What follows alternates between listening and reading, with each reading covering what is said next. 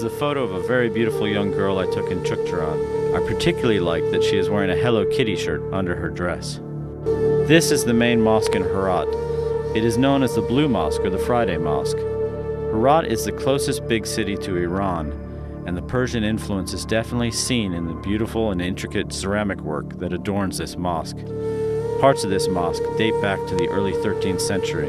Herat is probably the prettiest city I've seen in Afghanistan. The land is greener and not as dusty, and the atmosphere is much more relaxed here than in Kabul. That was some of the beautiful photography captured in Afghanistan. And that was the voice of the man who took some of those photographs. Senior CNN photographer Todd Baxter. He's made several trips to Afghanistan over the years, and while he was out on assignment with our correspondents, he managed to somehow find the time to take some photographs of the scenes that don't always, of course, find their way into the stories. Thanks to Todd, some of our producers here at CNN.com, they have found a way to create a special slideshow that you can find out more about online at CNN.com/Afghanistan. And Todd is joining us now live from London to tell us more about the images he's captured. Todd, good afternoon to you. Nice to see you. Good afternoon. Sorry, I'm coming to you from the CNN crew room, which looks like a bunch of cages. Well, you know what? It makes it feel more organic. This is where we hang out when we're in London. Yeah, it makes it feel more organic. So I want to go back to some of the phenomenal photographs you've taken and just get a better understanding of what you experienced while you were over there. I know you've been there a handful of times, 5, 6 times over the last decade now, and I'm sure the experience changes each time you're there. But you've had an opportunity to get to know many of the soldiers, and I want to share some of the photos that you've captured of soldiers that have been at work. And tell us about the interaction you've had with them.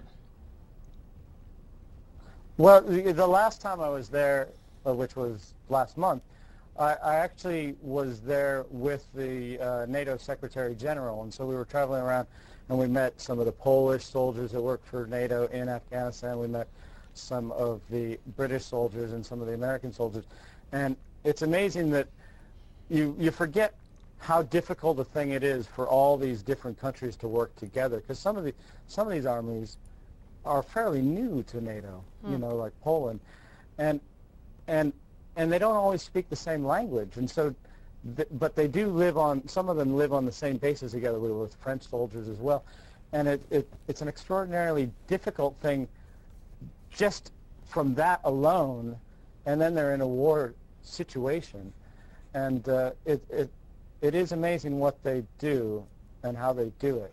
I know you're amazed by the challenges that they face, and it's clear that you're amazed by the landscape, by the architecture, by the buildings itself in Herat. I hope you will take us for a bit of a tour for those of us that have never been there, and help us to better understand the lengthy architectural history that exists as well.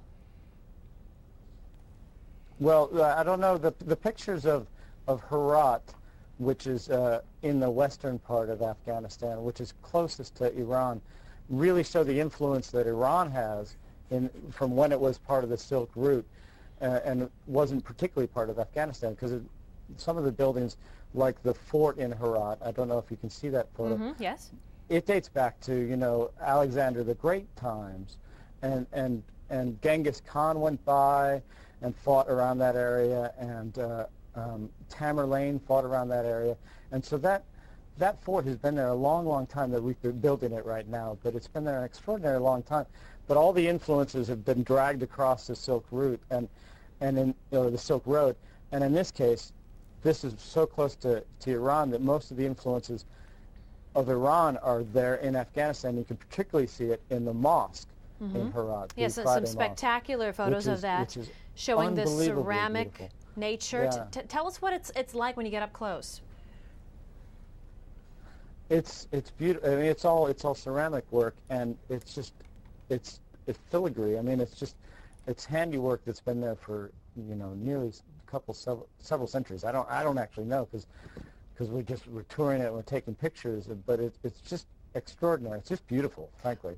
And colors, that's a key word for you. I don't even think my pictures take the colors very well. I know that's a key word for you, because you're able to find so much beauty there. There's so many stories documenting the violence and the war, but you have found such beauty there. Yeah, well, it is a beautiful place, and it's funny because in my slideshow I say I didn't think Afghanistan was beautiful when I first went there, and I didn't. The first 2 times I went there, I didn't think it was beautiful at all. It was very dusty, it was muddy, it was gross. And I think it was partly, I thought that because what we were covering was more suffering. And I spent a lot of time in Kandahar and Kabul during the winter, which isn't the best time to be there, but there was lots of destroyed buildings at the time. And it wasn't until I sort of went up in a helicopter or flew over Afghanistan and saw the huge mountains covered in snow and the rippling valleys, and that I really started to think, wow, this is beautiful. Because when the first couple of years I was there, I was like, yeah, you know, it's beautiful at sunrise and at sunset, because the sun is just a flaming ball of orange and it colors the mountains really beautiful. But it was only like my third time that I thought, oh, this is beautiful. And I just want to highlight also some of the people you've met as well. Earlier in our introduction, we were sharing a photograph of a little girl wearing a Hello Kitty T-shirt. I know you had an opportunity to essentially learn from the local people that you've met, and I'm sure you think about them often. Yeah, you know, we were in Chukcharan for that, and we were doing a story about orphans in Chukcharan. Chukcharan's in the middle of Afghanistan, up on a high plateau surrounded by mountains, and it's beautiful. But a lot of the people give their kids over to orphanages because they simply can't support their kids. It's not the way we think of orphanages in the West, where they don't have parents. These kids tend to have parents, but their parents can't support them. And so the difference is the parents will think, well, they'll either beg to help support us, or I can put them in an orphanage where I know they will get food, and I can't necessarily provide it. This girl was just an orphan we saw on the street, and you know, she's extraordinarily beautiful. I mean, she's got great eyes. You know, you always try. These are personal pictures I took for myself, but you're always trying to copy that famous National Geographic photo of the girl with the stunning eyes. That was my attempt at trying to do that. Well, before we wrap up, I just want to get some advice. The people there are friendly. I want to get some advice before we wrap up about how to create that photograph when you are traveling, whether it's in your own community, whether it's in some international destination. How do you get that terrific shot? And I'm looking for, again, the advice of a senior photographer at CNN for those that are watching right now saying, I want to take beautiful photos like that. First off, take lots of photos and throw away the ones that aren't any good.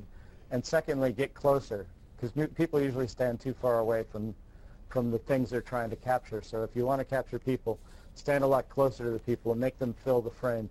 Get closer to their faces so you can see their faces really well. And I'm sure you'll have more stories to tell as well once you interact with them, too. Senior CNN photographer Todd Baxter, thank you so much for joining us on this Friday afternoon, telling us a little bit more about the photographs you've captured. And again, our viewers can find them online at cnn.com/Afghanistan. Todd, thank you. Thank you.